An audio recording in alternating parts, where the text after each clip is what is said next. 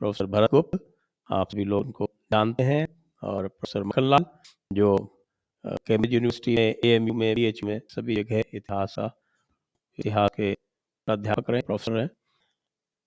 मैं आरंभ करता हूँ प्रोफेसर भरत गुप्त जी से। हम जो इस वर्ष का जो जयपुर डायलॉग्स का थीम है 2020 का भारत हो, आपने आचार्य विष्णुगुप्त पर काफ़ी अध्ययन किया है, और वो एक ऐसा व्यक्तित्व है जिनके बारे में सदैव चर्चा होती रही है। तो उनका जो कार्य है और जो उनका जीवन है, क्या आपको लगता है कि 2030 आते-आते जो आजकल का वातावरण चल रहा है उसमें अधिक रेलेवेंट हो जाएगा? क्या अधिक प्रासंगिक हो जाएगा, या कोई प्रासंगिकता जैसी है वैसी रहेगी या नहीं रहेगी? तो उनके जीवन और उनका जो कर्म है उसको ध्यान में रखते हुए आप क्या सोचते हैं? नमस्कार संजय जी, नमस्कार प्रोफेसर मक्खनलाल जी और जयपुर डायलॉग के जितने भी श्रोता हैं, मैं उन सबको नमस्कार करता हूँ। मुझे बड़ी प्रसन्नता है कि आप लोगों के इस कार्यक्रम में मैं सम्मिलित हो पाया हूँ।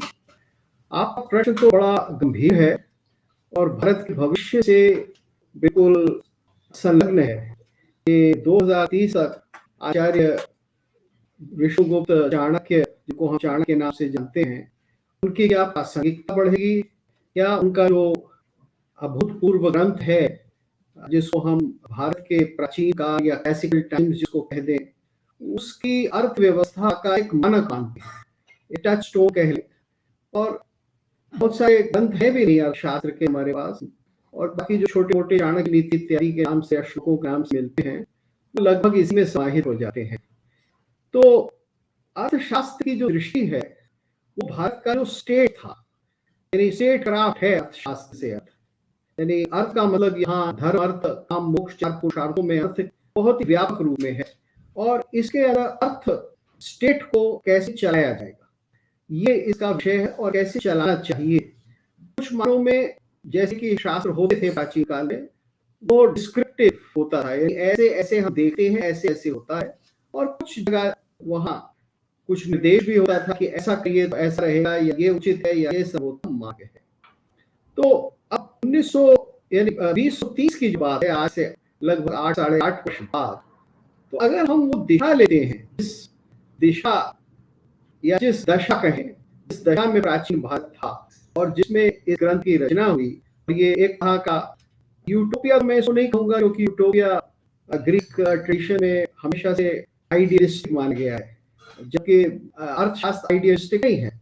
वो तो एग्जिस्ट करती थी, वो व्यवस्था जो थी वो उपलब्ध थी, चल रही थी, तो वो उस समय का आर्थिक धर्म था, राज धर्म था। तो उस दिशा में हम जाएंगे, तो उस दिशा में जाने के लिए बहुत सारे प्रयास तो हमको ये करने पड़ेंगे कि आज का जो कॉन्स्टिट्यूशन है उसकी दृष्टि को एक बहुत व्यापक ढंग से बदलना होगा।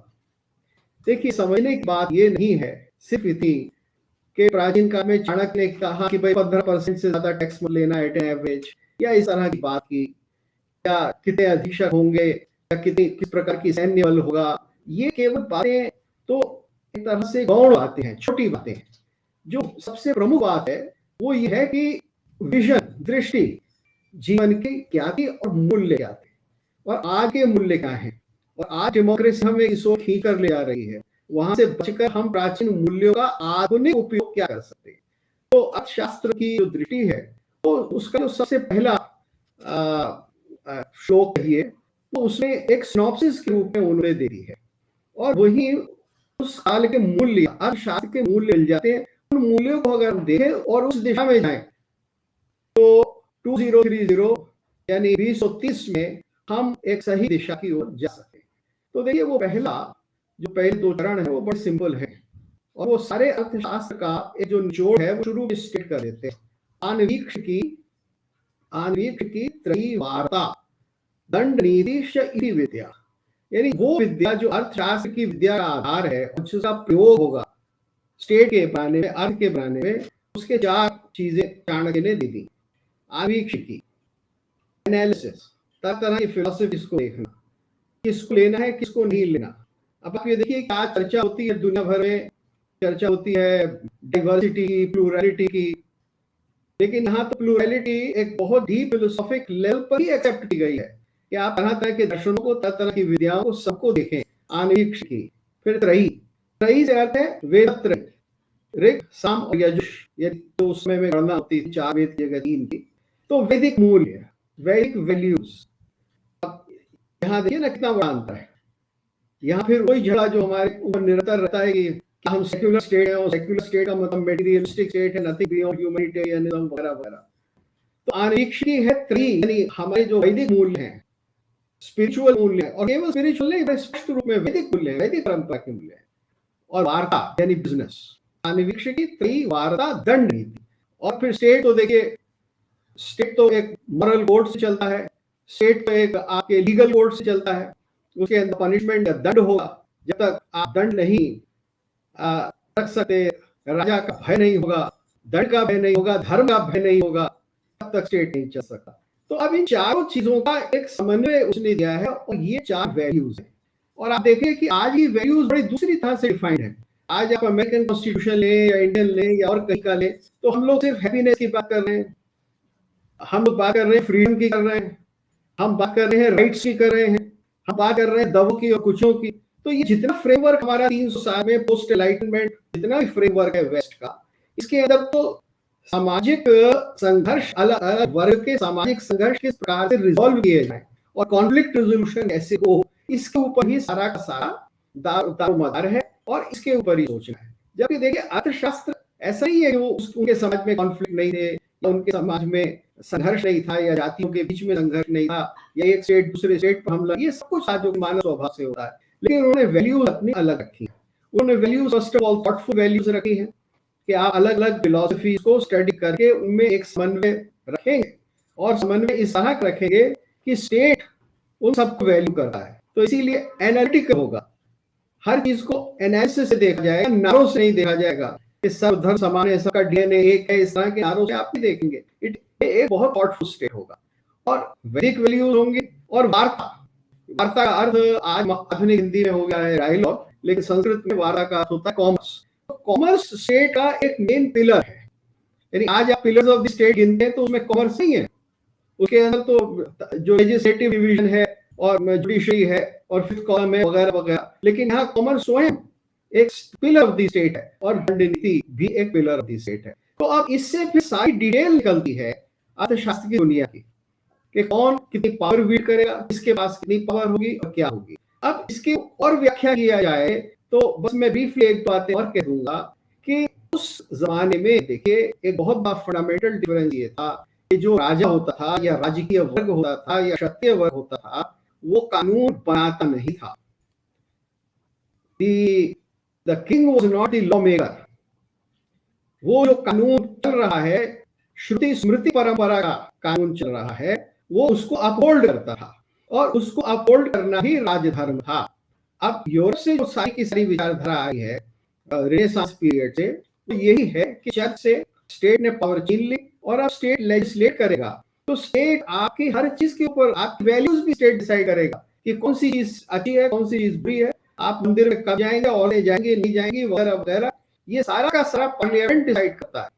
तो fundamental difference ancient classical Indian system में और आधुनिक मॉडर्न स्टेट में ये है कि रूलिंग क्लास जो भी होगा वो डिसाइड नहीं करेगा, उसके लिए तो एक अलग क्लास था, उसके लिए वो लोग थे जिन्होंने स्मृति श्रुति परंपरा को होल्ड किया है। सेकेंडली पब्लिक जो व्यवहार करती थी, क्योंकि केवल शास्त्र आचार नहीं था जो लिखा है कोर्स में, वो नहीं था, जो पब्लिक लोकाचार भी जो फॉलो करती थी। जैसे तमिलनाडु में मामा के साथ शादी करी जाती है, तो इस तरह के जितने कस्टम्स थे वो भी लॉ थे, और वो भी राजा उनको अपहोल्ड करता था। तो ये बहुत सारे डिफरेंसेस हैं जिनको अब हमें ध्यान में रखकर अपने मॉडर्न कॉन्स्टिट्यूशन में रिफॉर्म करनी पड़ेगी। मैं ये नहीं सजेस्ट कर रहा कि one should return to past, चूंकि ऐसा कभी होता नहीं है ना, ऐसा सोचना चाहिए। लेकिन पास्ट में अगर भारतवर्ष बहुत संपन्न, एक बहुत समृद्ध, एक बहुत कलात्मक दृष्टि से उत्कृष्ट राष्ट्र रहा है, तो सारी वैल्यूज में आज भी मॉडर्न टाइम्स में एक्सपेरिमेंट करके, अकोमोडेट करके वो आज हम व्यवहार में ला सकते हैं। और उसका जो socio economic political socio political model आप कहें, वे एंशिएंट टाइम्स में अर्थशास्त्र था, और उन वैल्यूज की तरफ बढ़ सकते हैं। अब कहने को बहुत और कुछ है, लेकिन अब हमें आपस में एक वार्तालाप करना है, तो मैं यही एक पहला अपनी बात का चरण आपके सामने रखा, और अब इसके ऊपर हम आगे बढ़ते हैं। जी जी, अब मैं चलता हूँ प्रोफेसर मक्खनलाल जी के पास। आप सभी लोगों को एक बात पुनः बता दूँ कि इस सेशन के जो स्पॉन्सर्स हैं वो रामकृष्ण दयाल डालमिया सेवा संस्थान और श्री रघुहरि डालमिया हैं। तो मक्खनलाल जी, वही प्रश्न आपसे, 2030 तक आप चाणक्य को अधिक प्रासंगिक होता देखते हैं या कि कोई प्रासंगिकता नहीं देखते हैं, या कब देखते हैं? एक सेंटेंस के क्या बढ़ूंगा, जैसे जैसे समय आगे बढ़ेगा 2030, 2040, 2050, चाणक्य की प्रासंगिकता बढ़ती जाएगी। उसके पीछे कारण ये है कि कुछ शाश्वत मूल्य होते हैं, शाश्वत मान्यताएं होती हैं जो सदियों बाद, सहस्राब्दियों बाद, युगों बाद तक भी चलती रहती है। और चाणक्य की अर्थशास्त्र शास्त्र नाम है, लेकिन वो कॉमर्स की किताब नहीं है, हम आते हैं उसपे। लेकिन हम एक बात जरूर कहना चाहेंगे कि चाणक्य से बात शुरू की जा रही है, लेकिन हम याद रखना चाहिए कि भारतीय परंपरा में चाणक्य ने जो बातें लिखी, अगर उसको मोटे तौर पे दो भाग में डिवाइड कर दें तो आसान होगा समझना। पहली बात तो चाणक्य राजधर्म की बात करते हैं, और दूसरा व्यवहार, राजधर्म एडमिनिस्ट्रेशन ऑफ द स्टेट, इसमें राजा से लेकर सिपाही से लेकर चपरासी से लेकर सारी व्यवस्था शासक आ जाएगी। और आपका व्यवहार में लीगल, जो आपका न्याय तंत्र है, चाणक्य के ऊपर भी है। दो बातें हैं, हम आते हैं उसमें, लेकिन जरा सा देखिए जी, आपकी इजाजत से ये कहना चाहूंगा, चाणक्य अपने आप में कोई आइलैंड नहीं थी, और चाणक्य ने अर्थशास्त्र की जो भूमिका लिखी उसमें अपने से पहले विश्वगुप्तों का जिक्र किया और उनके कंट्रीब्यूशन को भी सराहा है। तो एक तरह से कहा जाता है चाणक्य एक बहुत बड़ी उस जो परंपरा में थे जिसमें अर्थशास्त्र की पढ़ाई होती थी। जैसे आज भी वैदिक परंपरा में कोई अलग अलग शाखाएं हैं और आदमी उसी में एक्सपर्ट होता है। तो अगर हम एक चीज है, कॉन्सेप्ट ऑफ स्टेट या ऑर्गन्स ऑफ स्टेट या राजधर्म या व्यवहार, ऋग्वेद से ही ये परंपराएं शुरू होती हैं। कहीं सी फॉर्म में है, कहीं छोटे फॉर्म में है। कौटिल्य का कहते हैं बहुत विशाल एक ग्रंथ आ जाते हैं, जो आज भी दुनिया में अन्यतम है। भरतगुप्त मेरी बात से शायद एग्री करेंगे कि आज भी दुनिया में किसी भी भाषा में राजतंत्र, जिसको कहते हैं राजधर्म और व्यवहार के बारे में सबसे बृहद पुस्तक है। और ऋग्वेद के समय से ही आप राज के बारे में बात होती है, राजन के बारे में बात चलती है, मंत्री के बारे में बात चलती है, मंत्र परिषद के बारे में बातें चलती हैं। तो जो मूलभूत आधार है वो हमारा चलता रहता है और हम ये कभी नहीं भूलें। चाणक्य ने जो कुछ लिखा है, जैसा आप उसको विस्तार में जाइए तो ऋग्वेद के अलावा अथर्ववेद में है, ब्राह्मण में 70 ब्राह्मण होता है। उपनिषद में आप जानते हैं बृहदारण्यक उपनिषद का पूरा याज्ञवल्क्य का पूरा तंत्र के ऊपर जो चलता है। और उसके बाद रामायण महाभारत में भरतगुप्त तो बहुत बड़े आधिकारिक विद्वान है। रामायण महाभारत में जिस तरह से शांत और भीष्म पे आते हैं, राजधर्म और व्यवहार की ही चलती हैं। तो जब तक कौटिल्य आते हैं उनके सामने एक काफी विस्तृत बड़ा पूरा, जिसको आप कहें विशालतम भंडार है ज्ञान का। और मैं ये मानता हूँ कि यह कौटिल्य परंपरा या कौटिल्य चंद्रगुप्त के मंत्री या गुरु, ये उन्हीं के बस का था कि इतने विशाल भंडार को उन्होंने एकत्रित करके व्यवस्थित किया। हमें यह भी मानना चाहिए कि जो तमाम डायलॉग्स हुए हैं, चाहे याज्ञवल्क्य रहा हो, चाहे युधिष्ठिर और भीष्म का रहा हो, चाहे ऋग्वेद में रहा हो, उपनिषद रहे हो, सबको व्यवस्थित ढंग से रखना भी अपने आप में बहुत बड़ी विद्वता होती है और बहुत बड़ी क्षमता चाहिए। वो कौटिल्य की थी और शायद यही वजह है कि कौटिल्य आज भी माने जाते हैं, जाने जाते हैं। लेकिन जो एंटायर कॉर्पस जिस तरह से तैयार किया कौटिल्य के बाद, अगर आप स्मृतियों की तरफ ध्यान दें, और मैंने हाल में भी एक पुस्तक लिखी है स्मृतियों पर और इन सब चीजों पे, उनमें भी स्मृतियां भी गलत समझी गई। हम इस समय बात नहीं करने का, जो उनको सिर्फ जाट व्यवस्था के बाद मान लिया गया, जहां 1 लाख अगर श्लोक है तो एक श्लोक को लेकर बाकी 99,000 लोगों को बुला दिया गया। ये दुर्भाग्य की बात है कि सारी स्मृतियों को अगर आप देख लीजिए तो वहां भी कौटिल्य के अर्थशास्त्र की दर पूरी ही चीज, चाहे मनुष्य में से लेकर बृहस्पति से लेकर नारद, इसमें सारी स्मृतियों में आप दुभाग पाएंगे राजधर्म और व्यवहार। तो जो व्यवस्था, जो सिचुएशन कौटिल्य ने रखी, वह काफी दिनों तक आगे चली है और इसको हमें मान लेना चाहिए। दो चीजों पे आजकल बहुत ज्यादा बहस होती है और वो कौटिल्य में भी आती है, लेकिन उसका रूट कहाँ है जरा देखिए। यूनिफॉर्म सिविल लॉ हर आदमी बात कर रहा है, 1947 से शुरू हो गई थी। और जरा ये देखिए कि रूट कहाँ से आती है। ऋग्वेद का 5वें मंडल में, ऋग्वेद के 5वें मंडल का जो हिम है 60.5, one law, one people, many states or equality, one law, one people, always remember this, equality बात नहीं चलती है। ऋग्वेद का मैं कोट कर रहा हूँ, none being eldest, remember, none being eldest, none among the youngest, as brothers they have gone to be happy for themselves।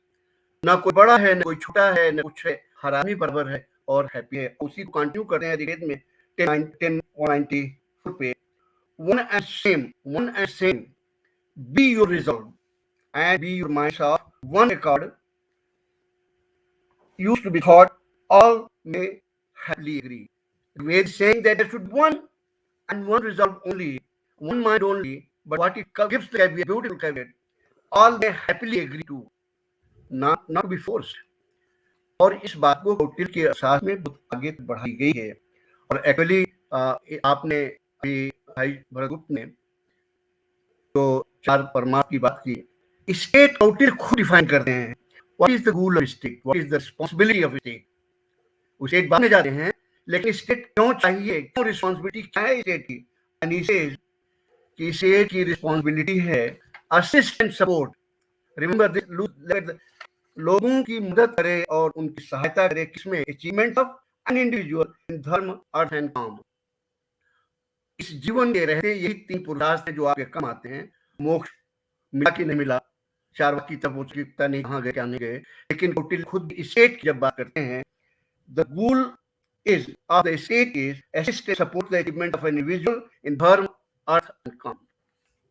मुझे नहीं लगता कि इसे बेहतर स्टेट की परिभाषा किसी ने दी है कि स्टेट का क्या काम है। आप लोग भी जॉन इंस्टीट्यूट से लेके और मैकियावेली से लेके सबको पढ़े हैं, और मार्क्स ने भी शेयर एंड केयर की जब बात करते हैं तो क्या मार्क्स की बातें इसमें तीन शब्दों में स्टेट स्पेसिस्ट support achievement of individual dharma, artha and काम, क्या इसमें आती नहीं? क्या मुझे तो ऐसा लगता है दुनिया की कोई ऐसी चीज नहीं है जो स्टेट की इस तीन शब्दों में जिम्मेदारियों को नहीं डिफाइन कर देती। ये कौटिल्य का था। और जब भी हम स्टेट की बात करें, चाहे 2030 में बात करें, चाहे 2050 में बात करें, हम इन तीन शब्दों को स्टेट से अलग नहीं कर पाएंगे। स्टेट हैज टू रिमेंबर, और ये जो मैं बात कर रहा था शाश्वत मूल्यों की, ये भी शाश्वत मूल्य ही है, तत्कालीन मूल्य ही थे। ये तो शाश्वत मूल्य हैं, चलते हैं। तत्कालीन मूल्य तो हमेशा बदलते रहते हैं और भूलते जाते हैं लोग। उनकी ड्यूटी सिर्फ अध्ययन के रह जाती है कि आप शायद अगर तत्कालीन मूल्यों की बात होती, तात्कालिक मूल्यों की बात होती, तो शायद आप ये कहते कौटिल्य इन 2030, क्योंकि वो खत्म हो चुकी थी। शाश्वत मूल्यों की वजह से आप ये बात कह पाए कौटिल्य इन 2030, और ये अच्छा लगेगा कि शायद आप रहेंगे कौटिल्य 2050 करने के लिए। और देखिए, कौटिल्य ने जब राजधर्म की बात की तो राजधर्म में उन्होंने सप्तांग थ्योरी हर आदमी पढ़ा रहा है कि स्टेट के 7 अंग होते हैं, चाहे किंग हो, काउंसिल मिनिस्टर हो, फोर्ट हो, स्टेट है, ट्रेजरी है, आर्मी है, फ्रेंड्स, फॉरेन फ्रेंड्स।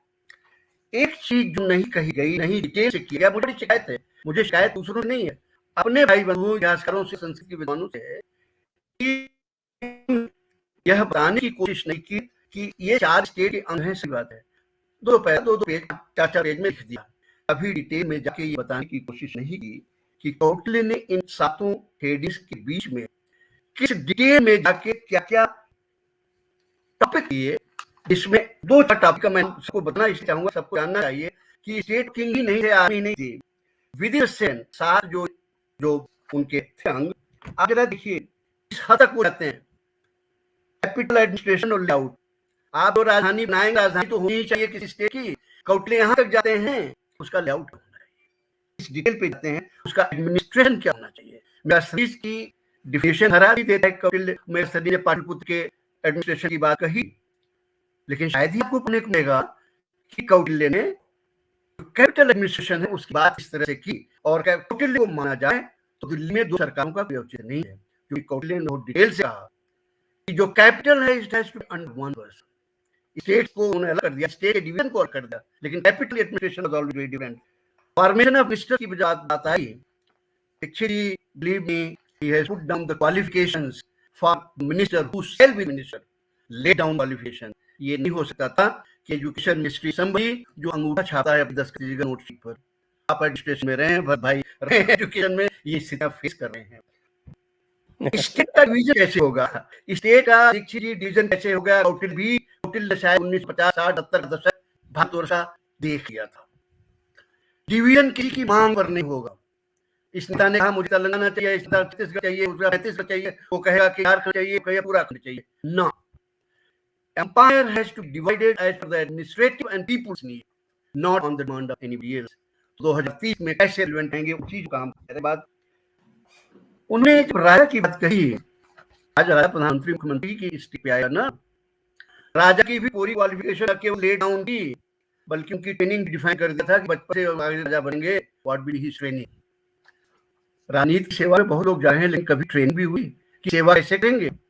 मेवा खाने की ट्रेनिंग तो तभी हुई जो प्रिंसेस में होती है, लेकिन अभी ऐसे टैक्स प्रोविजन की बात कर रहे थे, भरत भाई ने कहा, हाँ, उन्होंने कहा 25% से ज्यादा टैक्स नहीं होना चाहिए। लेकिन चाहे कौटिल्य हो, चाहे मनु हो, चाहे नारद स्मृति हो, चाहे कात्यायन का गणित का खिलाफ राजनीति का, सबने कहा कि परिस्थितियां अगर खराब हुई, भाई आप ये भी कर, परिस्थितियां खराब हुई, देश अकाल पा, तो टैक्सेशन 30% जा सकता है। लेकिन यह भी डिफाइन कर दिया, ये टैक्सेशन अंत काल तक नहीं चलेगा, स्थितियां ठीक होते ही आप वापस मैक्सिमम 15% पर उतर आएंगे। लेकिन एक बात कौटिल्य ने बहुत क्लियर कर दी थी, इसी के साथ साथ समाज की जिम्मेदारी की, जो आज आप देख रहे हैं पिछले 2 वर्षों से, समाज और स्टेट की जिम्मेदारी है कि जो गरीब हैं, जो अपंग हैं, जो असहाय हैं और जो अध्यापक टीचर हैं, उनकी देखभाल करना समाज की और राज्य की जिम्मेदारी है। बखूबी निभाई गई, किसने कितना निभाया इसमें मैं नहीं आऊंगा। और आज एक चीज जो भी है, मैं इसलिए सब चीजों पे जाऊं कि सब चीजों पे कभी किसी बात पे डिस्कशन नहीं हुआ काबू में। अभी हमने आपको किताब दी तो डिटेल मैंने की है सब, जी अभी वो पढ़ नहीं रहा हूँ। कोई बात, one of major thing, one of the major today, आज और आगे आने वाले समय में, corruption is bureaucracy major major major issue. और हर आदमी कह रहा है कि 1947 से लेके अब तक दिन दुनी रात चौगुनी बढ़ी है। कौटिल्य का एक बहुत बड़ा चैप्टर है, ताजु होगा, misappropriation and corruption in bureaucracy, उसे पे नहीं थे वो रिकवरी पे जाते हैं। और उन्होंने एक लंबी लिस्ट दी है कि किस किस तरह से पब्लिक सर्वेंट्स बेईमानी करते हैं। यानी आज की तारीख में खेत की नकल देने की, घर की नकल देने के लिए से कॉन्ट्रैक्ट ले देने तक और माइनिंग देने तक, जहां जहां करप्शन हो सकता है, कौटिल्य ने पूरी सैकड़ों लिस्ट दिया और ये कहा कि ये कोड है, it has to be dealt with heavy handed. और आगे आने वाले समय में हर आदमी जो चाहेगा मोदी की तरह कि करप्शन को रूट आउट करना पड़ेगा, तो कौटिल्य के इस चैप्टर को भी पढ़ना चाहिए। उतने ही नहीं हैं कौटिल्य जी, उन्होंने कोर्ट में भी करप्शन की बात उठाई, कोर्ट कैसे कम करेंगी, जज कैसे पॉइंट किए जाएंगे, हु शैल बी जज। और वुड यू बिलीव, एक उन्होंने सेक्शन दिया है छोटा सा कोर्ट की करप्शन की बात करते हुए, offences by scribes of the court. यानी उनके जमाने में भी गवाही कुछ और थी, लिखा कुछ हो जाता था, तो कौटिल्य भी मजबूर होकर एक चैप्टर देना पड़ा कि स्क्राइब किस तरह की बेईमानी धांधली करते हैं, इस पर कोर्ट या न्यायाधीशों की निगाह रहनी चाहिए। और एडवाइस देते हैं कि न्यायाधीशों को खुद भी नोट्स लेने चाहिए, उनकी क्या क्वालिफिकेशन होनी चाहिए, उनकी क्या चीजें होनी चाहिए, ये चीजें करती रहती हैं। 2-3 छोटी छोटी चीजें कह के फिर दूसरे राउंड के लिए छोड़ेंगे। समाज की स्थिति को देखते हुए कौटिल्य ने बहुत स्पष्ट रूप से कहा, और इस बात को मेगास्थनीज ने भी कंफर्म किया था कि India had no slavery. Kautilya ने बहुत क्लियरली लिखा, कोटेड है, कि you can not enslave a person, and या उतना नहीं है, कौटिल्य है बार्ड सेल्फ एनस्लेवमेंट। आप अपने को जरूरतों के बाद भी एनस्लेव नहीं कर सकते किसी को, that was inhuman in eyes of conclude. बाकी अगर आप देख लीजिए, चाहे रिगार्डिंग बैंकिंग हो, टैक्सेशन है, रेट ऑफ इंटरेस्ट है, पनिशमेंट है, in one of major thing Kautilya also dealt with law of insolvency. बहुत कम हमको ध्यान में आता है कि कौटिल्य ऐसा व्यक्ति है। इंसॉल्वेंसी लॉ पे बात करेंगे कि जिस तरह से आज कई हजार करोड़ रुपए पब्लिक बैंक से लेके लोग अपने कोई साल में घोषित करके सारी जिंदगी ऐसे रहते हैं, Kautilya addressed that and said, nothing doing. Whoever has taken the loan in name of anything, their entire personal and relative property should be sold out and money be recovered. तो ये चीजों के अलावा बात हमेशा तमाम पत्रकार भी करते रहते हैं, how to cultivate our friends, how to cultivate our allies in the international arena and all that. Kautilya has dealt with all these things in great detail. I took up the issues which many may think that अरे बड़ी छोटी बात है, but look at almost about 2400 years ago what one was dealing with. And that is why, just by giving the example, what I feel is that as the day passes, Kautilya is going to be more and more and more relevant, not only for India, but for the entire world. Many of the political theories, many of the political things, they have become relevant and will keep becoming relevant. After all, Marx's great theory has become irrelevant in the world. Similarly, most of things, but जो शाश्वत मूल्य हैं, शाश्वत चीजें हैं, वो चलती रहेंगी। धन्यवाद। पहले राउंड के लिए मेरे ख्याल से हम लोग के मित्र पिल्लई साहब आ गए हैं, तो वही अब आ जाएं। जी हाँ, पिल्लई साहब आ तो गए, लेकिन डिवाइस अभी संभवतः कनेक्ट नहीं हो पाई, तो वही मैं देखने का प्रयास कर रहा हूँ। तो वही हम सीधे अब अगले स्टेटमेंट के लिए आऊँ। टेस्ट जरा देखें क्या प्राइवेट चैट के मैसेजेस आए कनेक्ट, तो देख लीजिए सर। उनका मैसेज है कि उनको सुने ही नहीं है, स्टूडियो में जो हो रहा है वो सुने नहीं। अपने भेजे message, he should unmute himself. या एक बार तो ज्वाइन करी तो सुने आ जाएंगे वो, वही मैं देख रहा हूँ उसका सेकंड। फोटो में नहीं है।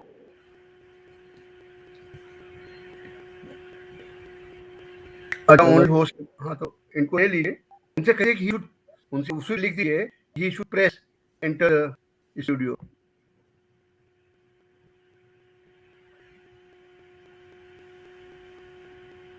जी हाँ, तो मैं आ जाता हूँ भरत जी के पास। एक छोटा सवाल पूछूंगा, तक शायद राधाकृष्ण ज्वाइन करेंगे तुमको ले लो।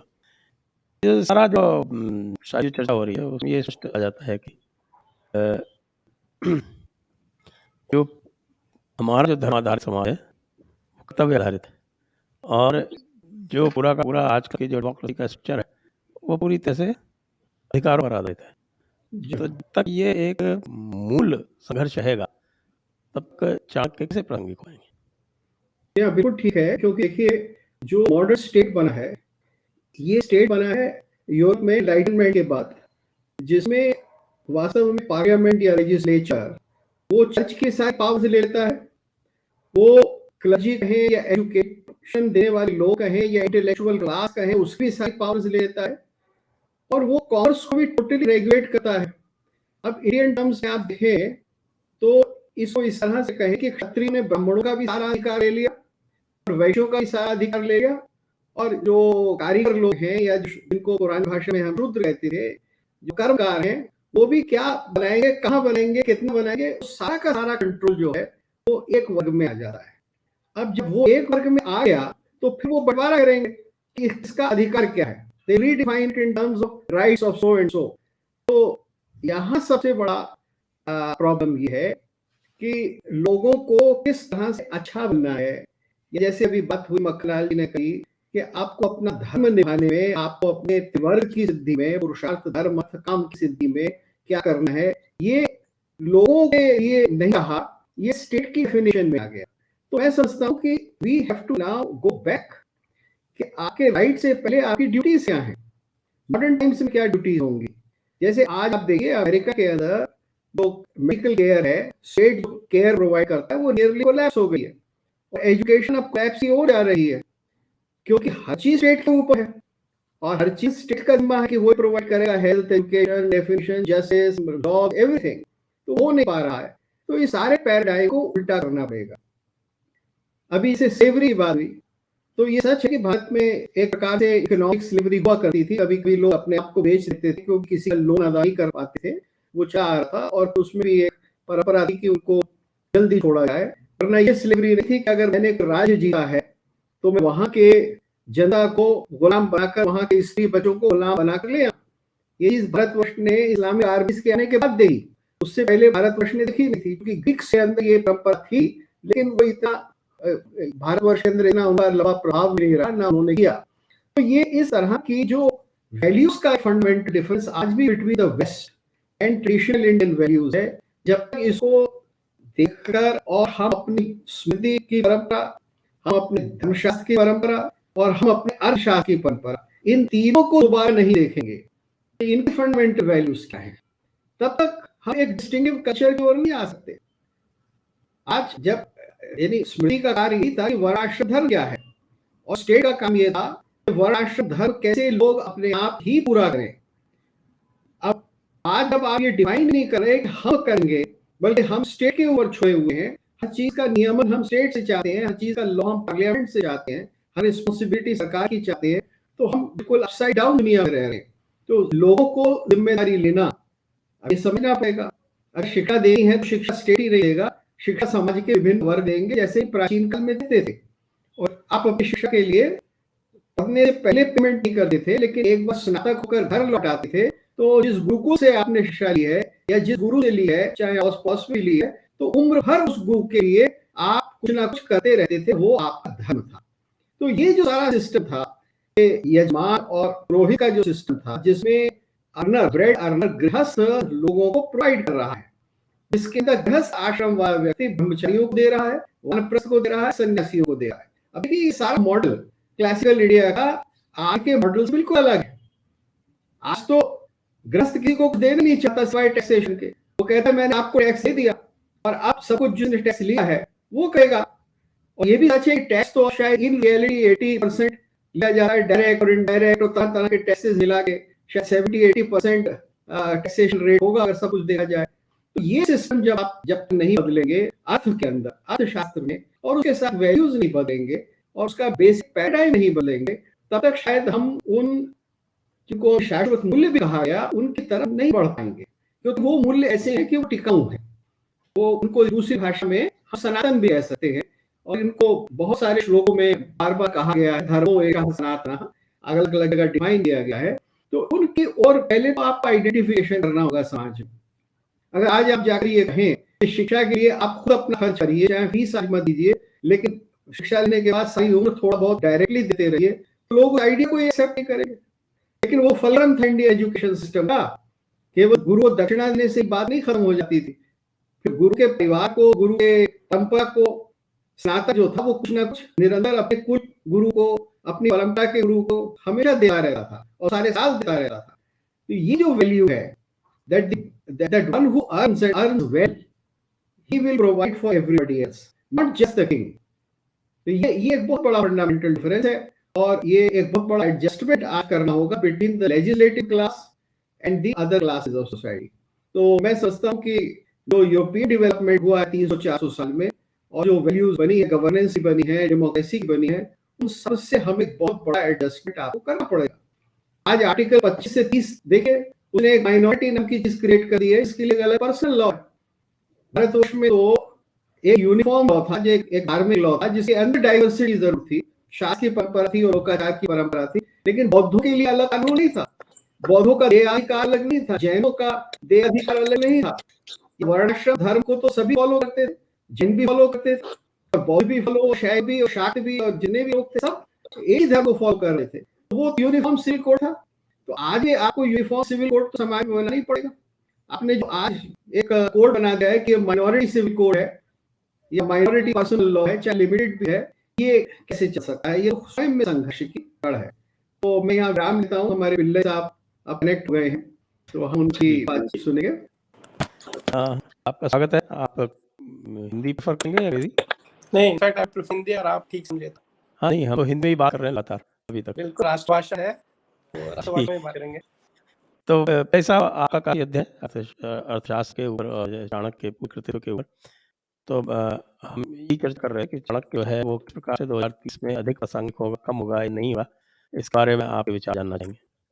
जी बिल्कुल, थैंक यू। 7-8 मिनट में यदि आप समाप्त करके तो अराउंड। जी जी बिल्कुल। तो thank you Sanjay ji, thank you Lal sir, thank you Bhatt sir. आपने ये जो अपॉर्चुनिटी और मुझे जो एक प्लेटफॉर्म दिया है इतने बड़े विषय पे, चाणक्य और उसके जो विचार है, ये थोड़ा सा जो हमारी ये पीढ़ी और आने वाली पीढ़ी में कैसे उसकी रिलेवेंस होगी, उसके ऊपर जैसे कहा कि 5 मिनट में अपने विचार रखूंगा। जैसे चाणक्य के विचार तो कितना भी हम बात करें तो भी कम ही लगता है। 5 नहीं, 7-8 मिनट ले सकते।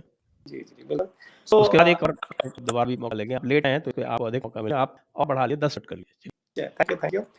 सो ये तो हम कि चाणक्य का जो रिलेवेंस है वो है तो सही। जैसे सुन रहा था हमारे जो विशेषज्ञ यहाँ पे, भरत जी का तो काफी स्टडी है, सरकार का भी काफी स्टडी है। मैं 3 चीज प्रस्तुत करना चाहूंगा, मैं विचार रखना चाहूंगा कि चाणक्य पहले कौन थे। चाणक्य सबसे पहले शिक्षक थे, जानना बहुत जरूरी है। और देखो, भले वो राजनीति के क्षेत्र में थे, अर्थव्यवस्था के बारे में, इकोनॉमिक्स के बारे में लिखते थे वगैरह, लेकिन सबसे पहले बेसिक अगर हम बात करें तो शिक्षक थे। और शिक्षक का जो स्वरूप होता है, नेचर ऑफ टीचर, सो एक तो थिंकर होते हैं, वो डेफिनेटली टीचिंग करते हैं, और फर्स्ट जो हम रेस्पॉन्सिबिलिटी हुआ है टुवर्ड्स जनरेशन नेक्स्ट। तो जो निर्माण हो चुका वो एक बात है, जो निर्माण करना है वो बहुत बड़ी बात है। तो जैसे देखते हैं कि पॉलिटिक्स बहुत खराब है, ये खराब है, वो खराब है, yes there always hope, but the thing is that if you change the current generation, it's going to be a challenge. But you have to create the next generation, that's an opportunity. और ये शिक्षक जरूर कर सकता है।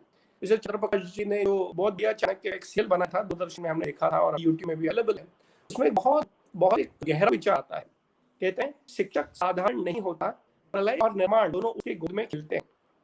और आप देखोगे कि जो अगर बिगड़ गया है, यस, तो हम उसको दुरुस्त करना चाहेंगे, उसको डेफिनेट करेक्ट, लेकिन निर्माण मुझे कहता है कि अभी देखिए 2022 2021, तो अगर देखें कि जो 8 साल है उसमें व्हाट आर वी डूइंग, तो एग्जाम्पल हमेशा देते उदाहरण देते छोटी लाइन को ना सोचते हुए कोई बड़ी लाइन खींचो। और मैं तो कहूँगा जनरेशन नेक्स्ट इज अपॉर्चुनिटी, यहाँ पे चाणक्य नीति, चाणक्य के विचार, अर्थशास्त्र ये सिखानी चाहिए। अर्थशास्त्र में देखो पूरा जो अभ्यास का जो ढांचा उन्होंने बनाया है वो जनरेशन नेक्स्ट के लिए है।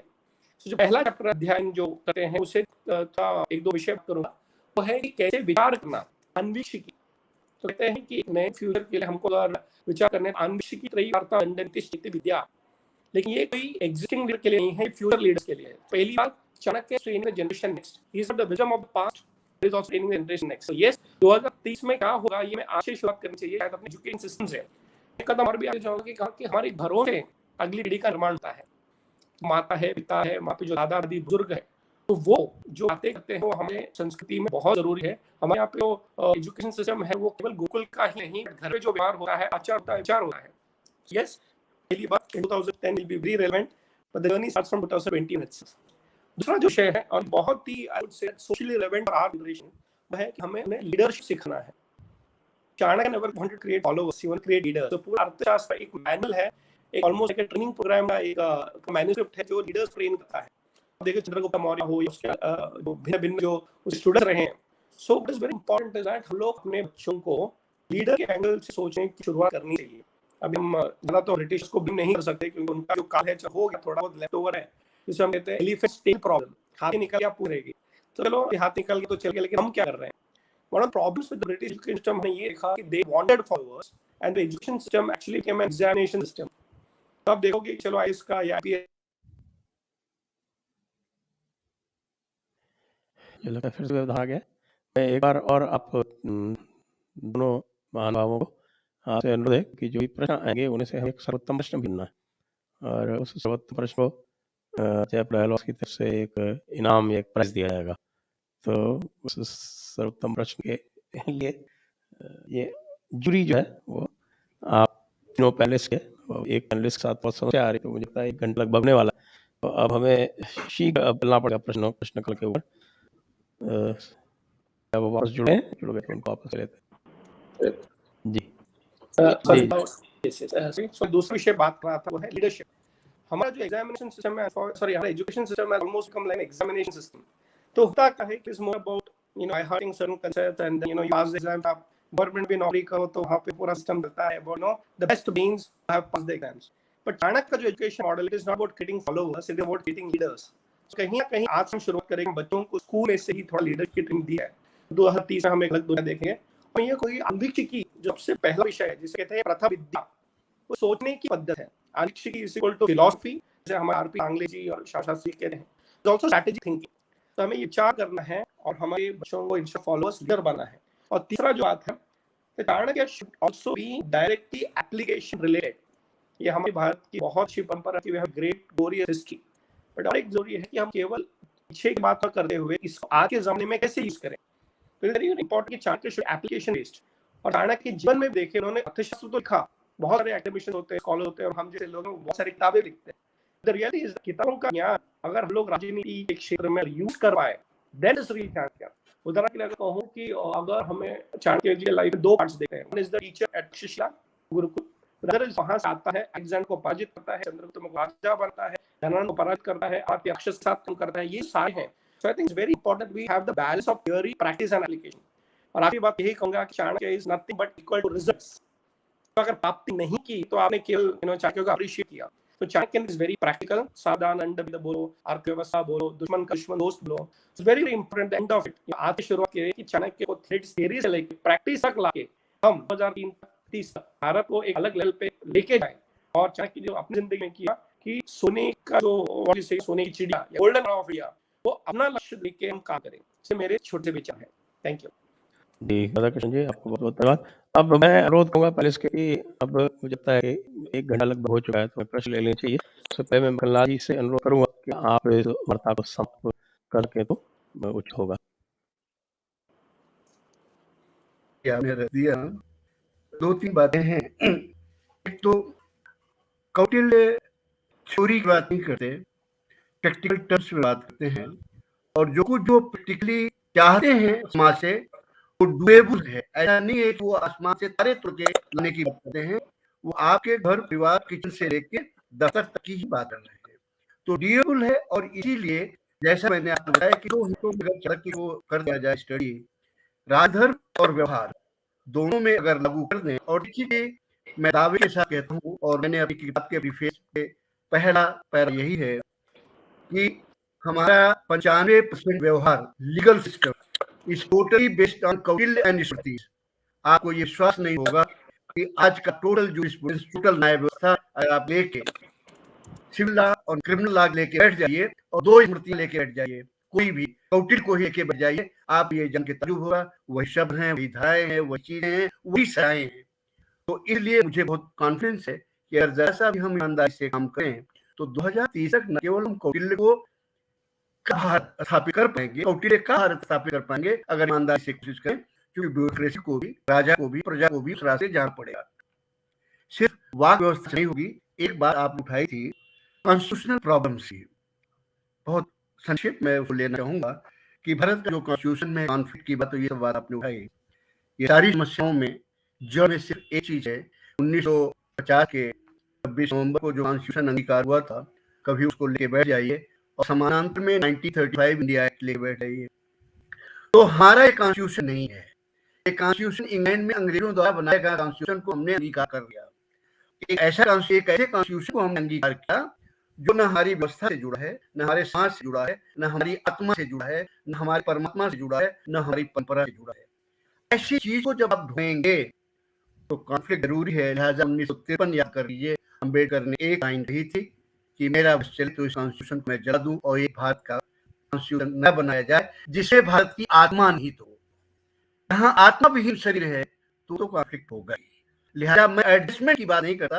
आदरणीय भरतगुप्त जी मेरे बहुत सीनियर हैं, हम बहुत एक दूसरे मैं बहुत सम्मान करना हो जा रहा है। मैं एडजस्टमेंट में विश्वास नहीं करता। जो फट चुका है, सड़ चुका है, पैबंद मत लाइए, आचू परिवर्तन कीजिए। आज की इस चर्चा को यही खत्म करना चाहेंगे कि दो बातें, कौटिल्य को हम इम्प्लीमेंट कर सकते हैं, कौटिल्य का भारत बना सकते हैं, और कॉन्स्टिट्यूशन को भी आप बहुत आसानी से भारतीय आत्मा प्रदान कर सकते हैं, जिसमें कौटिल्य से लेके, ऋग्वेद से लेके कौटिल्य से लेके स्मृति और धर्मशास्त्र भी शामिल होते हैं। हमेशा चीजें रूट्स में रहेंगी। जो भी चीजों की जड़ें आपके अपने कल्चर में समाहित रहेंगी, अपनी सभ्यता में समाहित रहेंगी, उसमें कॉन्फ्लिक्ट नहीं होता, क्योंकि उसमें रेजोल्यूशन का हजारों साल का एक्सपीरियंस जुड़ा होता है। जब आप कोई चीज इम्पोर्ट कर ले रहे हैं लंदन से, तो वो तो फिर रूट सही है, उसमें तो कॉन्फ्लिक्ट होंगे ही।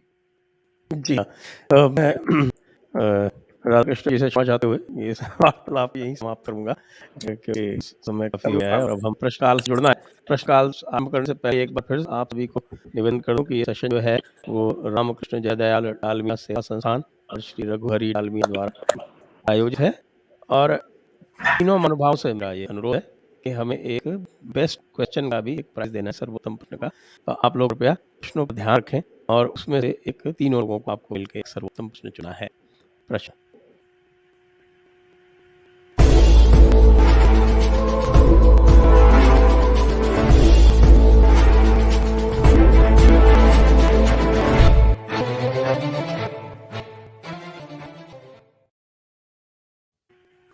प्रताप रामचंद्र जी का प्रश्न है, respected sir, Chanakya has established a dharmic king overthrowing the adharmic Nanda rule. In the current context where we have democracy in our country, do you think we should retain the content of Chanakya's teaching and adjust form as per the current democratic model? Radhakrishna ji, आप लीजिए इस question को।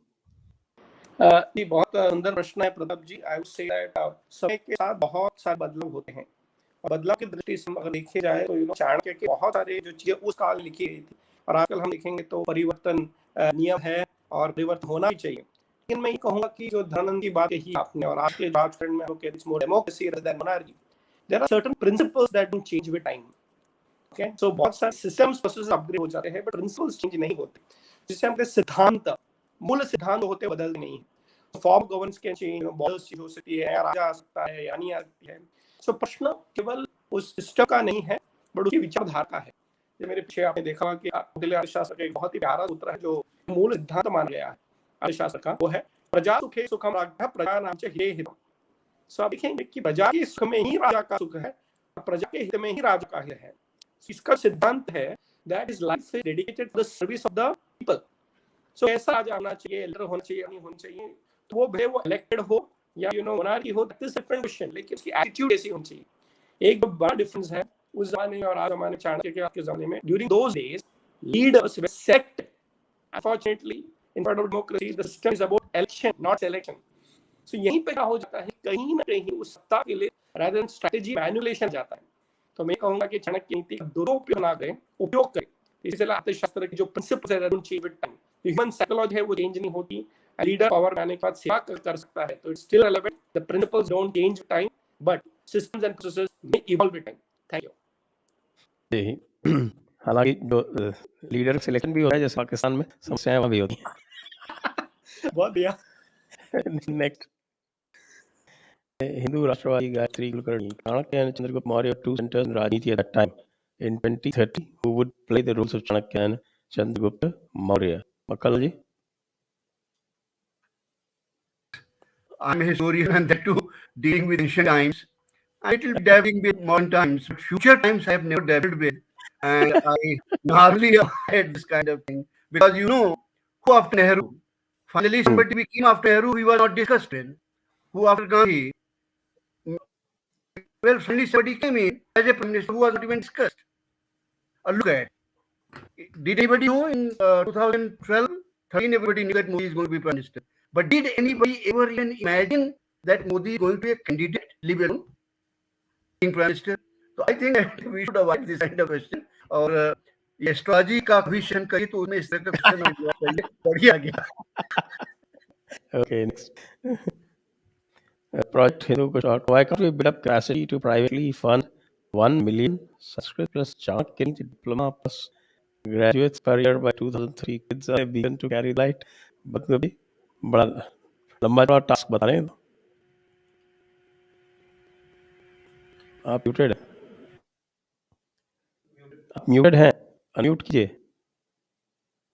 इनके सवाल के जवाब में मैं ये कहूंगा कि इस तरह की प्लानिंग जो है वो एक कंज्यूमर सोसाइटी में कोई माल बेचने के लिए होती है, लेकिन अगर आपको कुछ गहरा परिवर्तन करना होता है तो फिर आपको एक दूसरे ढंग से चलना होगा।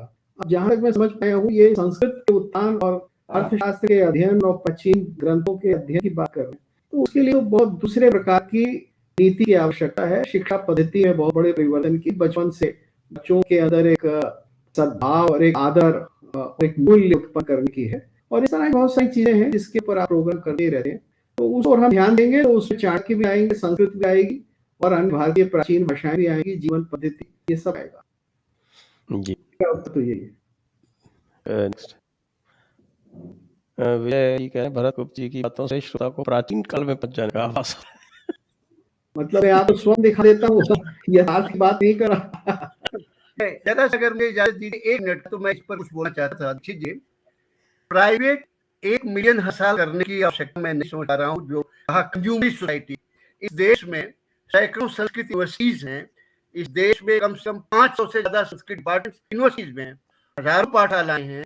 हम भी किसी पाठशाला नहीं, संस्कृत पाठशाला में नहीं पढ़ने गए जो संस्कृत सीखी, या भरत जी नहीं लेते। वो सब क्या कर रहे हैं तनख्वाह लेने के सिवा। लिहाजा मुझे माफ कीजिएगा, जब कड़ी बात है, संस्कृत विभागों ने, संस्कृत यूनिवर्सिटीज ने, संस्कृत टीचर्स ने संस्कृत का जितना सत्यानाश किया है उतना और किसी नहीं किया। लिहाजा उनको रिओरिएट करने की जरूरत है। आज एक भी ट्रांसलेशन अंग्रेजी में किसी संस्कृत विभाग ने करके ऋग्वेद का, यजुर्वेद का था, वेद का, किसी ब्राह्मण का, किसी प्रतिया नहीं करके दिया। इतनी यूनिवर्सिटी है, इतने प्रोफेसर है, टीचर है, क्या वो हिंदी अंग्रेजी किसी भाषा में कर नहीं सकते? वो क्या कर रहे हैं? तो एक प्राइवेट हाथ और खड़ा कर दिए और वही होगा अपने घर पे 150 साथियों के अलावा। मैं सेक्रेटरी रह चुका हूँ संस्कृत एजुकेशन, संस्कृत एजुकेशन विभाग है राजस्थान में, और मेरा जो ऑब्जर्वेशन था वो ये था कि आपने संस्कृत को मुख्य धारा से अलग करके संस्कृत का नुकसान किया है, कोई उसका फायदा नहीं किया किसी भी तरह। वो जब आप नॉर्मल जो विश्वविद्यालय होता है उसमें आप संस्कृत को एक कोर्स के रूप में ले सकते हैं, उसके साथ में आप और भी कुछ ले सकते हैं। हालांकि कुछ विश्वविद्यालयों में तो BHU उन्होंने आरम्भ किया था कि आप साइंस सब्जेक्ट के साथ भी संस्कृत ले सकते हैं, लेकिन संस्कृत विश्वविद्यालय आप नहीं ले सकते। तो अब जो संस्कृत में आप ये देखिए, जो वहाँ के ग्रेजुएट्स निकल रहे हैं, उनके लिए डिप्लोमा कोर्स जो है वो मंत्र पाठन का और कर्मकांड का अलग से किया जाता है। आप बताइए वहाँ पर जो ग्रेजुएट और PhD है वो बाद में डिप्लोमा करते हैं मंत्र पाठन में और कर्मकांड में। दुनिया की निगाह में संस्कृत की स्थिति मत पठन और कर्मकांड में समर्पित कर दी गई है। सारा ज्ञान कोश वो उसी कर्मकांड में ही चल गया।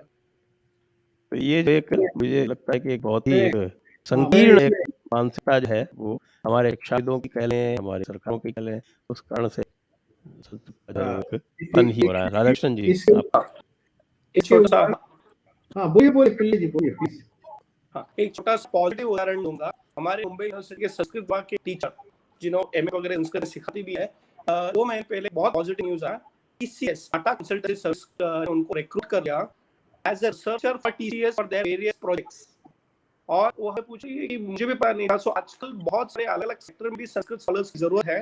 तो वहाँ पे जो फुल टाइम कॉर्पोरेट सैलरी ले रही है, she is academician but in corporate world. तो ये तो एक दो एग्जांपल हुआ अभी, बट थिंग्स आर हम इस अपॉर्चुनिटीज क्रिएट करें कि हमारे Sanskrit scholars can be in academics and beyond academics. तो फिर वो कहते हैं ना कि मेरी एम्प्लॉयबिलिटी एंगल से या फिर करियर के एंगल से वी कैन आल्सो हैव, वरना पुरोहित में अगर हम लिमिट रहे तो शायद फ्यूचर इतना अच्छा नहीं होगा। जस्ट एक suggestion and an example share. Thank you जी। भरत जी आप कह रहे कुछ? हाँ मैं देखिए मेरा एक वीडियो है मेरी वीडियो चैनल पे, जहाँ मैंने 3 संस्कृत उत्थान के 3 अमोघ उपाय दिए। पहला उपाय तो ये है कि जो भी विषय प्राचीन काल में पढ़ा जाता था, जो विषय था, जैसे अर्थशास्त्र है वो इकोनॉमिक्स है, तो आप इकोनॉमिक्स डिपार्टमेंट में भी एक संस्कृत का स्कॉलर हो जो अर्थशास्त्र को अच्छी तरह जानता हो, और वो एक मैंडेटरी पार्ट इकोनॉमिक्स डिपार्टमेंट का हो। इकोनॉमिक्स डिपार्टमेंट भी ये सोचे कि भाई हमारी परंपरा अर्थशास्त्र से और अर्थशास्त्र से पहले दूसरा जितना भी साहित्य भारत था उससे शुरू होती है। तो इस तरह से जो मॉडर्न विषय पढ़ाया जा रहा है, जो भी हो, जैसे अगर लिटरेचर है, आप भाषा पढ़ा रहे हैं, तो जो भाषा के विषय में जो साहित्य के ग्रंथ हैं, नाट्यशास्त्र इत्यादि, अलंकार शास्त्र इत्यादि, ये भाषा डिपार्टमेंट में पढ़ाइए, अंग्रेजी डिपार्टमेंट में पढ़ाइए। तो देखिए जितना भी शास्त्र था वो एक प्रैक्टिकल विषय के लिए था, जैसे अब इतनी चर्चा हुई कि चाणक्य एप्लीकेशन के लिए। तो आप अब हो क्या गया है, अंग्रेजों ने क्या किया कि उन्होंने संस्कृत लिटरेचर को इस तरह से पढ़ाया कि जैसे इंग्लिश लिटरेचर पढ़ते हैं। मैंने दिल्ली यूनिवर्सिटी में मॉडरेशन करता था, मैं देखता था कि संस्कृत डिपार्टमेंट का बच्चा वो होता है right note on character of Shakuntala, और इंग्लिश डिपार्टमेंट का होता है right note on the character of Ophelia और हैमलेट। तो आपने संस्कृत की जितनी राशि है, जिसमें तरह तरह के विषय हैं, विज्ञान है, साहित्य है, अलग अलग प्रैक्टिकल शास्त्र हैं, उन सबको उन चीजों से जोड़ेंगे जो विद्याएं आज भी चल रही हैं, मॉडर्न विद्याएं हैं, मॉडर्न काल में मॉडर्न ढंग से हो रही है। जब आप उन्हें जोड़ेंगे तो ये गैप दूर हो जाएगा। जब आप मॉडर्न मेडिसिन को और आयुर्वेद को जोड़ेंगे, जब आप इंटीग्रेटेड कोर्सेज चलाएंगे, वो आपकी पॉलिसी का एक हिस्सा होगा। तो संस्कृत के सारे ग्रंथ जो हैं दोबारा ढंग से पढ़े जाएंगे। आज जो जैसे अब खाली पुरोहित के लिए पढ़ लिया, या खाली पूजा पाठ करने के लिए पढ़ लिया, या ज्योतिष के लिए पढ़ लिया, ये स्थिति खत्म हो जाएगी।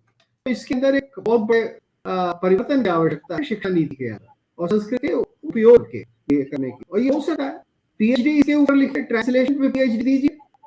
आप संस्कृत वालों को आप पीएचडी दीजिए ट्रांसलेशन। अगर कोई मान लीजिए उदाहरण भारत का या किसी प्राचीन ग्रंथ का या महाभारत के किसी अंश का तेलुगु में अनुवाद करना चाहता है कुछ हिस्से का, तो वो उसका डेफिनेटिव एडिशन बनाए और आप उसको पीएचडी दें उसमें। तो ये इस तरह के नए थिंकिंग की आवश्यकता है और संस्कृत फिर द्वारा हमारे लिए उपयोगी हो जाएगी। जी। अगला प्रश्न अविनाश कापे, did Arthashastra discuss about percentage of दान from Gresth's annual income? I ask because I would like to know how much to keep aside for dharma karya.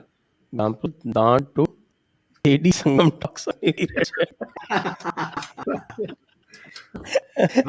लक्ष्य आपका उत्तम है, स्वागत है आपका। अब उसमें लिखा है ग्रंथों में कि आगे चलकर एक दीक्षित मुनि होंगे और उनको 50% इनकम दी जाएगी। आपने कुछ नहीं मान रहे दीक्षित मुनि? नहीं मैं तो साक्षात बैठे हैं, देखिए दीक्षित मुनि तो बैठे हैं। नहीं, वो दीक्षित नाम से है, मैंने दीक्षा से दीक्षित लेके आप ऊपर लागू किया। अब ये आ रहा है। एक बात बता दें, आप दीक्षित अगर इजाजत दीजिए, दान का किसी भी धर्म में किसी भी व्यवस्था में परसेंटेज नहीं दिया गया है, सिर्फ इस्लाम में ज़कात की परसेंटेज डिफाइंड है। टाइप भी है परसेंट, टाइप भी तो डिफाइंड हाँ क्रिश्चियनिटी में। लेकिन वहाँ लिबर्टी थोड़ा सा दी गई है, इस्लाम में लिबर्टी नहीं दी गई। 2.5% का आप दे सकते हैं। ये है भारतीय परंपरा में किसी भी जिसको आप कह लीजिए कि पंथ में, किसी भी धर्म में, किसी भी व्यवस्था में ये नहीं कहा गया कि आप इतने परसेंट दीजिए। मुक्त हस्त से, खुले कंठ से दान दीजिए। और हर्ष का एग्जाम्पल है कि अपने वस्त्र भी उसे दान में दे दिए थे, तो परसेंटेज की बात नहीं आती। और ऐसे बहुत से एग्जाम्पल हैं। चोल एम्पायर का बहुत बड़ा एग्जाम्पल है, अशोक का एग्जाम्पल है। तो कभी भारतीय परंपरा में, और जब मैं परंपरा की बात करूँ तो उसमें हिंदू भी हैं, उसमें जैन भी हैं, उसमें बुद्ध भी हैं, उसमें सिख भी हैं, कोई ऐसा है नहीं। और अगर आप जयपुर डायलॉग को परसेंटेज देना ही चाहते हैं तो 1-2% से 100% जा सकते हैं, वो आपकी श्रद्धा के ऊपर है। नेक्स्ट क्वेश्चन, नीरज शर्मा, क्या फार्म बिल चाणक्य नीति के हिसाब से इम्प्लीमेंट नहीं किए जाने चाहिए थे? 90% के इंटरेस्ट को साइड करके 10% को अपीज करना कौन सी नीति है? बाजी। देखिए, ये तो एक विशुद्ध राजनीतिक प्रश्न है। इस आप चाणक्य जी आपको बेस्ट प्रश्न चूज करना है, ध्यान रखिएगा सभी लोग। जी हाँ, तो मैं नहीं समझता कि अब इसके पीछे मास्टर स्ट्रोक क्या है, मुझे पता नहीं। तो ये 100 रुपए का प्रश्न है क्या है? इसमें नीरज शर्मा हो गया, तो ये प्रश्न 100 रुपए का है या क्या है ये? ये तो उस पर चल जाता है। नेक्स्ट, हाँ, Yogesh Tiwari, thank you Acharya. Do you think citizens can give दंड to local public servants without waiting for next elections? I think citizens look at PLI youth problems that we face due to bandolans organized from time to time. PLI. तो सबसे पहले citizens don't have a right to give punishment, but there are certain citizens who are empowered for the same thing. For example हम देखते हैं कि local self governance, पंचायती राज में वगैरह locally matured लोगों को वो स्पेशल एक पावर दिया जाता है, बट एक लेवल के बाद वो दंड नीति और वो धर्म शास्त्र या फिर जो हम कह रहे हैं जुडिशरी सिस्टम एज रिटन, तो चाणक्य का सिस्टम हो, आज के सिस्टम हो across the globe, okay, it is important know the civilians don't have the right to punish a higher authority, but basic जैसे घरों में माता पिता दंड दे सकते हैं तो उनके डिस्ट्रिक्शन में आता है, फैमिली में। और हमारे यहाँ पे there is a big culture of community leaders, बहुत बड़ी परंपराएं हम शायद बोल रहे हैं कि जैसे आज नायर कम्युनिटी से हो, केरला के नायर कम्युनिटी, तो हमारे यहाँ पे एक कम्युनिटी होती है, फैमिली होती है, उसका जो मुखिया होता है, उसका मलयालम वर्ड में यूज करूँ तो उसे कहते हैं कानूर। कानूर करके टेक्निकल वर्ड है कि हमारे जो today we have around 130 people in our family, तो वो जो कानूर होता है ही has power to take decision and give punishment also. वो कभी-कभी जैसे हम बात करें तो वो पहले सजेशन देता है, बात करता है, काउंसलिंग देता है वगैरह वगैरह, एंड एक्सट्रीम केसेस में थोड़ा पनिशमेंट भी दे सकता है। लेकिन अगर चाणक्य की बात करूं तो पनिशमेंट देने के टाइम भी एटीट्यूड कैसी होनी चाहिए, भावना कैसी होनी चाहिए, दुश्मनी की भावना नहीं होती जब ब्रिटिश ने कभी दंड दे, क्यों इज अगेंस्ट द सिस्टम, नहीं, if you are against the established system वो दंड देता है, गुस्से देता है, और या दंड नीति उसका इट इज वेरी फेयर। जैसे एक पिता या फिर जो माता पिता है वो अपने बच्चों को कैसे दंड देता है, it is out of concern but also out of discipline. So discipline करने के लिए दंड होता है और उसमें कोई पर्सनल एजेंडा या फिर कोई रिवेंज वाला एटीट्यूड नहीं था। सो दंड नीति में भी चाणक्य कहते हैं भी क्लियरली कि बहुत ज्यादा दंड हो तो भी ठीक नहीं, कम दंड दो तो भी ठीक नहीं, दंड ना हो तो भी ठीक नहीं। इसलिए अर्थशास्त्र में दंड नीति कहा गया है, right punishment for the right person for right time for the right reason. Yes, common man not have wisdom, शायद उनमें विचार नहीं होगी, विवेक नहीं होगी कैसा दंड देना है, लेकिन अगर दंड ना दो तो भी प्रॉब्लम है। सो मैं कहूंगा कि civilians may not have the power, the authority, but mature civilians can, and finally higher level पे the state authority should take the punishment of it. Thank you. Okay, next one. So we are now going to the end of the questions. आप लोग अपने section से आ रहे हैं, best question वाले। तेजस, my question to Bharat Gupta ji. Why was India never united administratively ever after Ashoka, even after experiencing the Macedonian attack, and Chanakya emphasizing it?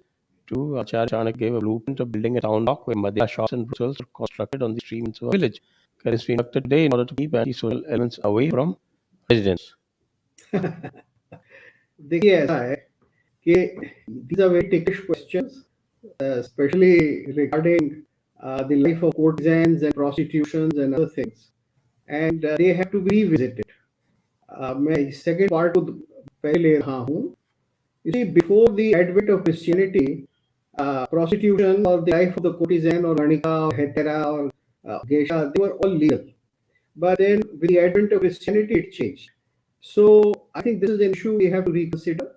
And if you want my personal opinion, I've always said in so many videos that what has been there since the dawn of humanity or society should be admitted and should be legalized, and it should be supervised by the state and protected as it is provided in Arthashastra. And it is entirely a Christian intimidation which is preventing us from doing it. Now, the first part, that what do you mean by unity? See, the whole of India was never under one single empire, but that was not the big issue. See, the whole of India may not have been under one Raja all the time, or even at different times. Politically, it's a different thing. but the whole of India was single civilizational entity. You see, that is something which is far more important. After all the classical texts, the great Shastras, they were studied, they were used, they were running your life throughout the length and breadth of India, and even beyond Greater India, Brihad Bharat, which extended right up to Bali, Sumatra, etc. So this is what we have to bear in mind to see the power of ancient thought, and that is what counts more, and not in terms of the political unit. जी last question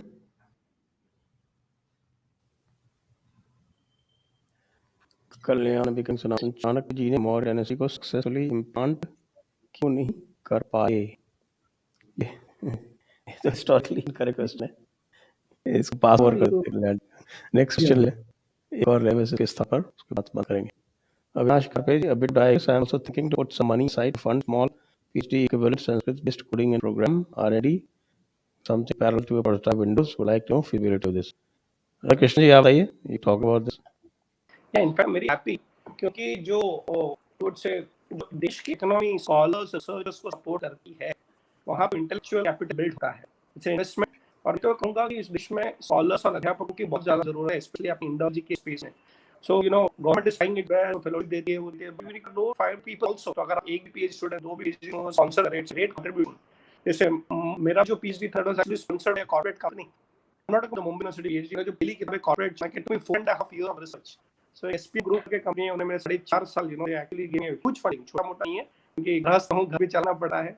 से बहुत Nobel कल्पना है हमारे देश में, specially Indology के space में अर्थशास्त्र जैसे विषय है।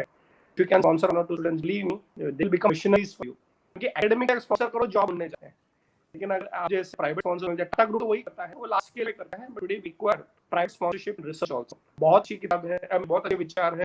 Thank you so much for right. और अब हम आते हैं आज के अंतिम प्रसंग पर, और वो है बेस्ट क्वेश्चन।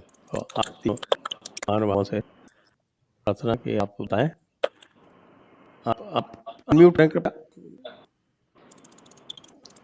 जी अक्कल जी आप कह रहे थे। देखा जो हम लोग बात करने जा रहे हैं क्वेश्चन की, ये बात बाहर नहीं जाएगी, टीम पे है, बाहर वाले भी सुनेंगे, सब सुन रहे हैं इसको, बस ठीक है। मेरी निगाह में एक क्वेश्चन सबने बहुत अच्छे थे, दो तो सजेशंस के रूप में थे जो भी था।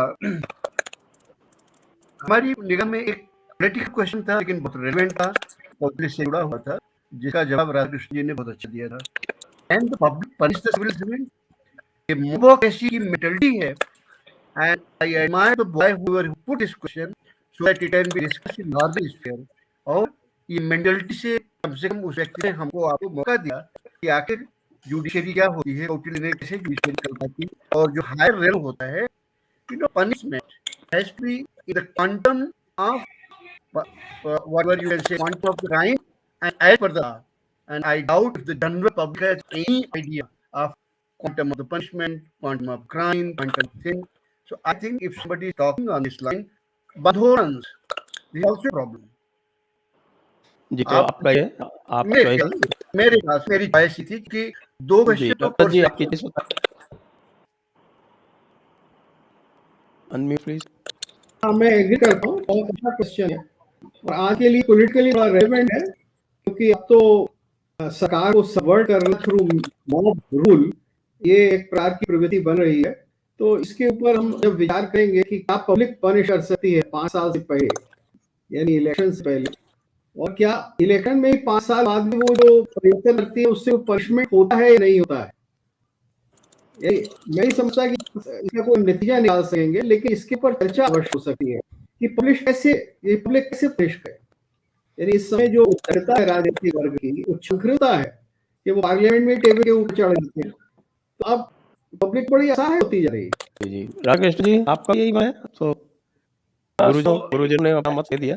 सो मेरा है कि मैंने 4 अलग प्रश्न देखे, जो पता चला था रिलेवेंस के बारे में, दान के बारे में, दंड के बारे में, और मेरा सबसे जो अच्छा लगा पीएचडी स्पॉन्सर होना चाहिए। वो तो प्रश्न नहीं सुझाव था। तो हम योगेश पुजारी का ही प्रश्न है, कोई लेते हैं क्योंकि यस, तो मेरा जो टेक है वो सेम है। दंड नीति का जो प्रश्न नया डायमेंशन है, एंड अर्थशास्त्र को दंड नीति के हिसाब से देखना, I also go for same question. जी तो योगेश पुजारी को बहुत बहुत बधाई, आपके जो बेस्ट क्वेश्चन आज चुना गया, आपको बहुत बहुत बधाई। और आप हमारे व्हाट्सएप नंबर पर संपर्क करके अपना प्राइज क्लेम कर लें कृपया। और इसी के साथ भरतगुप्त जी को, प्रोफेसर मक्खनलाल जी को और डॉक्टर पिल्लई को, आप सभी लोगों को बहुत बहुत धन्यवाद, दर्शकों को बहुत बहुत धन्यवाद। जय हिंद, वंदे मातरम।